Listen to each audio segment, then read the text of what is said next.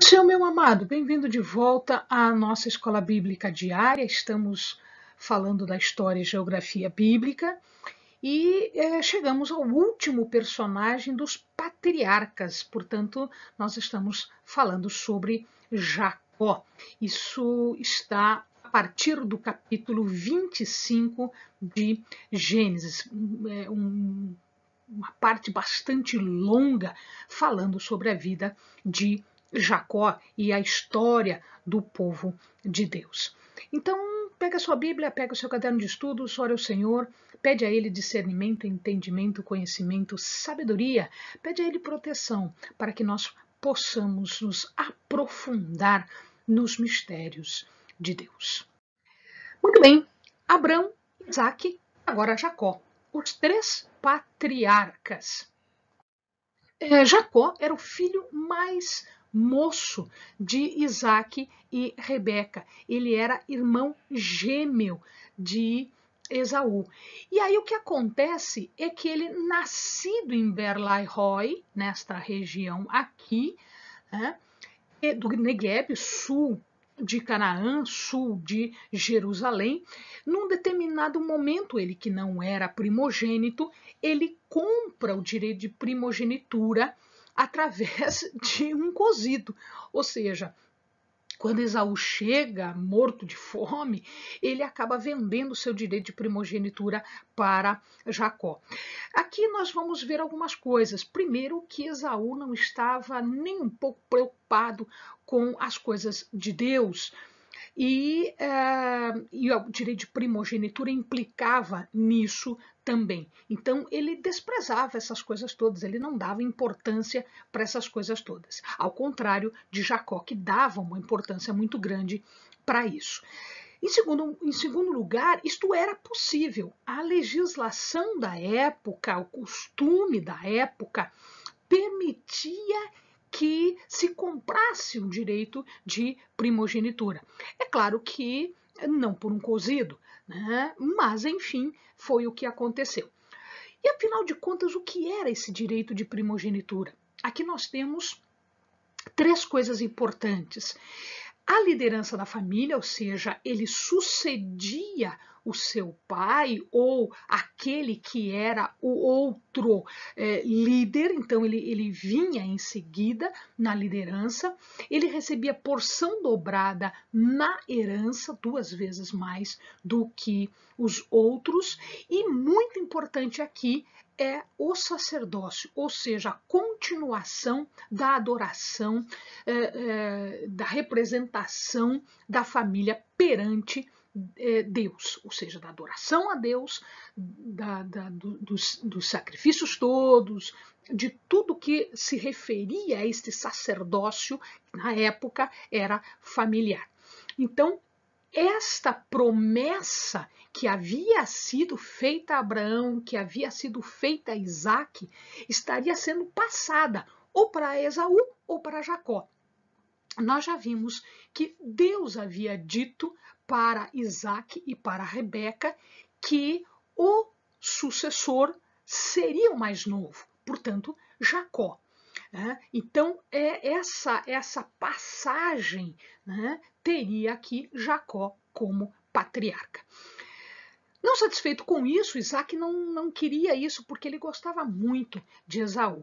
E numa circunstância, em conluio com a mãe, com Rebeca, que gostava muito de Jacó, eles enredaram, eles enganaram Isaac, que já estava velho, que não enxergava direito, tinha lá suas dificuldades. Então, eles conseguem a benção da primogenitura para Jacó, para ele, e não para Esaú. Então, aqui nós vamos ter uma circunstância bastante grave. Isso eles já estão em Berseba. O que acontece é que Jacó, com medo de Esaú, ele foge para onde? Para Harã, para a terra da sua mãe. Indo para lá, ele passa por um lugar de nome Luz. Era chamado Luz. Quando ele chega ali, ele acaba tendo um sonho, ele passa a noite nesse lugar, ele acaba tendo um sonho e ele vê escadas que ligam a terra ao céu e anjos que sobem e que descem por esta escada. Então, nesse momento, ele dá o nome ao local de Casa de Deus, Betel. Betel, então, fica nominada agora por Jacó, exatamente por conta deste sonho. E aí, neste lugar, ele faz um voto com Deus, que se ele fosse feliz na sua empreitada, se Deus o abençoasse, o Senhor seria o seu Deus. Ou seja, ele propõe este pacto, que é o pacto dos patriarcas para Deus, e que ele daria o dízimo de todas as coisas para Deus. Então surge aqui a cidade de Betel e ele começa com este pacto. Depois nós vamos ver se concretiza e que Deus faz esse pacto, efetivamente com Jacó. Em Arã, numa região que se chama Padã-Arã, na cidade de Arã, ele vai atrás da parentela da sua mãe. Então ele vai para a casa dos pais de Rebeca. E lá ele encontra o irmão de Rebeca, que é Labão. Labão, nesta época, ele já tem duas filhas. Ele tem uma filha mais velha, chamada Lia, e uma filha mais nova, chamada Raquel. Jacó cai de amores por Raquel. E aí eles entram num acordo, Labão e Jacó entram num acordo para que Jacó seja esposo da filha de Raquel. Nós vamos ver que isso não vai acontecer tão cedo, né? Na verdade, assim, Labão naquela época só tinha estas duas filhas.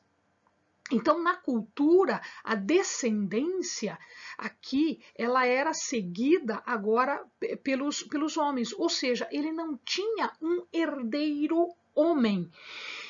Então, o que ele fez? Ele chama Jacó para se associar à sua família, fazendo às vezes de um filho seu. Portanto, ele faz esse acordo. E Jacó concorda em trabalhar 7 anos pela mão de Raquel. No dia do casamento, em vez de ser entregue Raquel, ele entrega Lia, que era a mais velha, e era costume casar a mais velha antes da mais nova.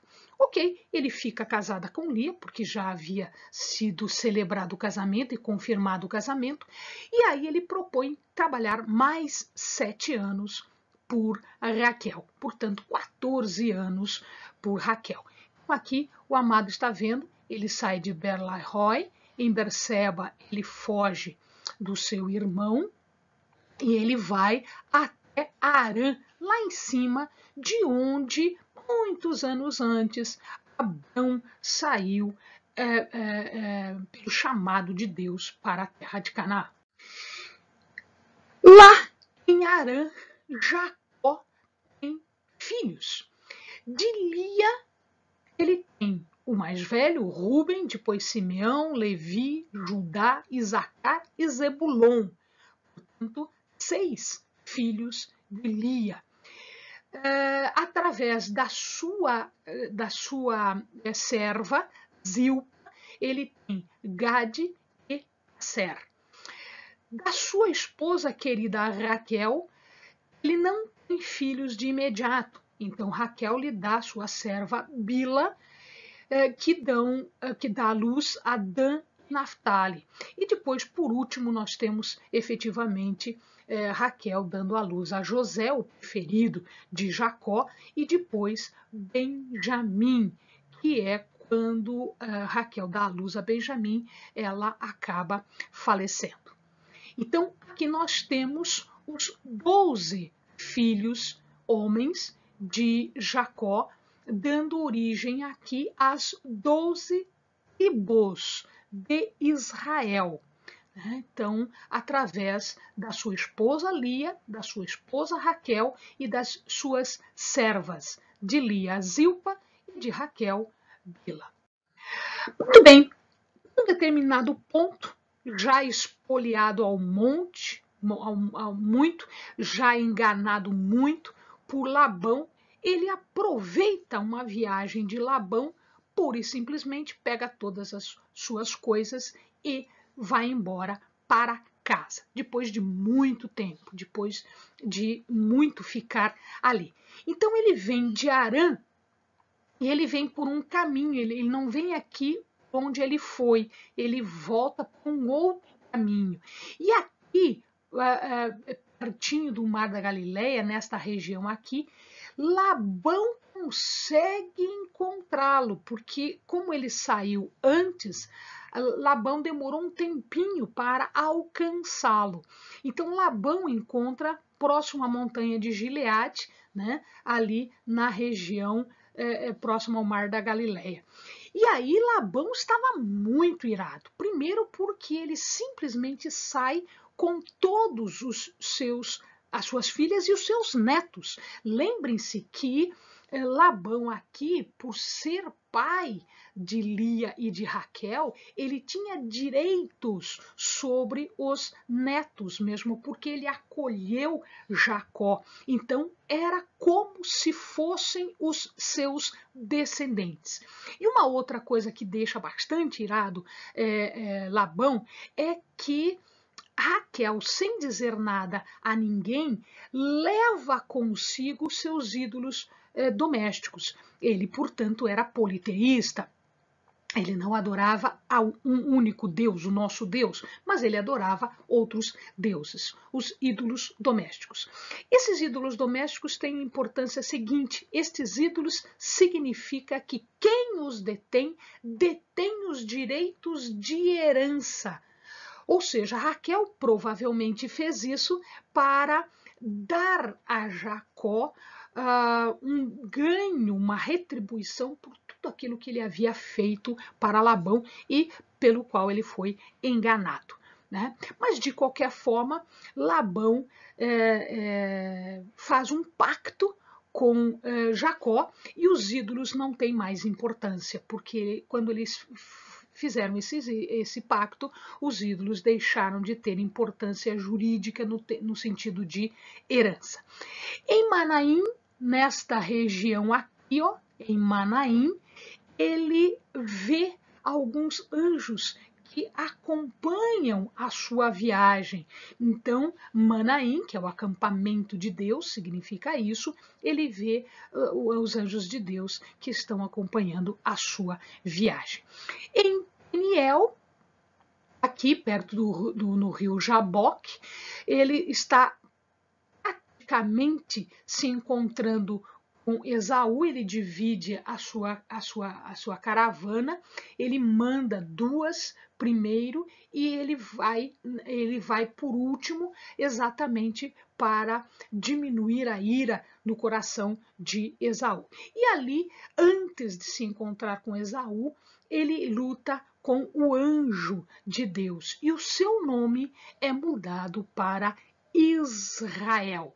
Israel. E aí ele se reencontra com Esaú, fazendo as pazes com Esaú. Né? Ao final da sua vida, ele vai se estabelecer em Sucote e depois em Siquém, e ali na cidade de Siquém, Diná é estuprada por um dos filhos do poderoso, do governante da terra. Simeão e Levi fazem uma emboscada e acabam matando todos os homens da cidade, Simeão e Levi. Isso faz com que, então, Jacó tenha que correr dali porque ele ficou uma pessoa não grata, ele ficou uma pessoa ameaçada pela violência, pelo absurdo da circunstância. Tá?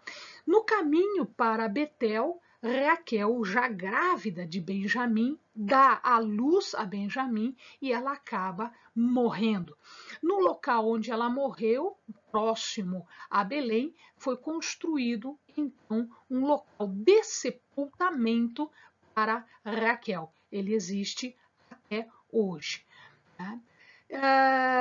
Um pouquinho mais tarde, já da sua vida, Rubem, que era o seu primogênito, então era Rubem, Simeão e Levi, né? Rubem, que era o seu primogênito, acaba dormindo com Bila. Bila era serva de Raquel. Portanto, isto era uma abominação, isso era proibido pelas regras e pelos costumes, era uma afronta pessoal, uma afronta muito grande a Jacó, que Rubem tinha feito a Jacó. Tá? Isso vai trazer consequências depois nas bênçãos que Jacó dá ao povo. Né? José era o preferido de Jacó e pelo tratamento diferenciado que ele dava a José, os irmãos acabavam com bastante ciúme de José. Ele acaba sendo vendido, que depois ele vai acabar parando lá no Egito, e lá ele alça uma posição bastante importante que depois vai ser de importância grande para a ida de todos os filhos de Jacó para o Egito.